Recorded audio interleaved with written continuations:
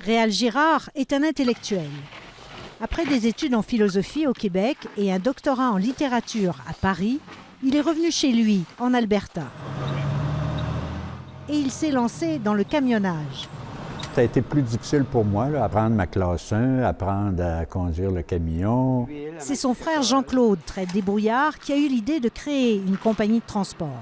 Tous les puits qui se faisaient, c'était pas dur, c'était assez difficile de voir que ça se passerait, creuser tant de puits. Le nombre de puits de creusés, là, le nombre de lits, qu'on appelle, qu'il y a autour. Là. Tu vois, au début, on en voyait juste un ici et là, puis après ça, il y en avait partout. Ça sortait de terre comme des champignons, quasiment. Il y en a plus de 50 000 dans la région et les réserves de sable bitumineux seraient immenses, 10 % de celles de l'Alberta.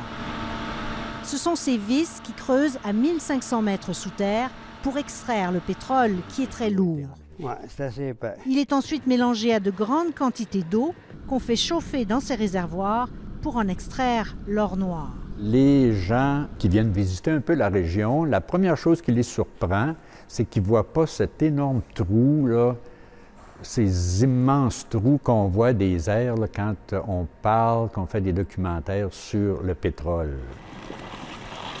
Tu sais, c'est plein de petits trous qu'on voit à peu près pas.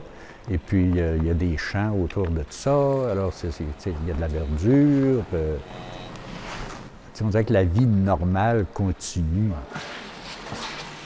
Les deux frères ont déjà eu 4 véhicules. On a le droit d'aller. C'est aujourd'hui un fils qui gère l'entreprise. Un camion a été vendu et un chauffeur mis à pied, car avec la chute des prix, les pétrolières ont réduit de 6 % leur rémunération. Ils ne demandent pas. C'est ça. Ils ne disent pas comme là, OK, on devrait-tu faire ci, on devrait-tu...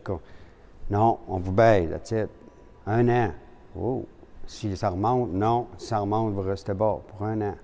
C'est ça qu'ils ne travaillent pas avec nous autres, tu sais.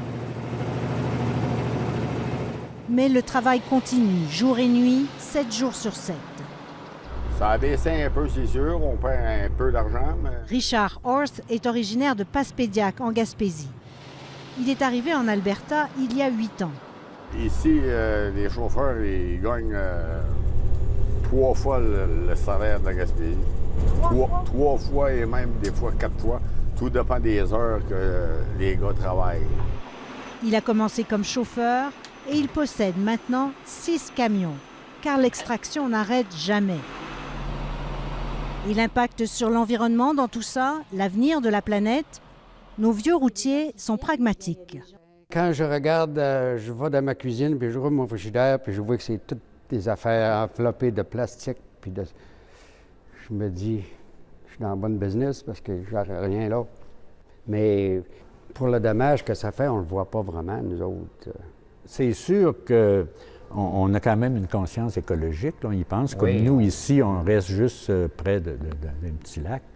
Et puis, tu sais, il faut y voir parce que les compagnies pétrole viendraient le vider dans le temps de le dire. Tu sais, on ne veut pas détruire l'industrie pétrolière. Mais on se pose des questions, tu sais. Mais ces sables bitumineux ont fait la prospérité de la région et personne ici n'imagine vraiment leur déclin. En 2008, ça arrivé, c'est une affaire semblable à ça. Là, ils ont tout baissé, on s'est ajusté, on a réussi à passer au travers. Puis là, ils ont remonté un peu après, puis là, ils ont redescendu encore. Ça fait qu'on va probablement passer au travers, à moins qu'ils arrêtent de charrier de l'huile, complètement.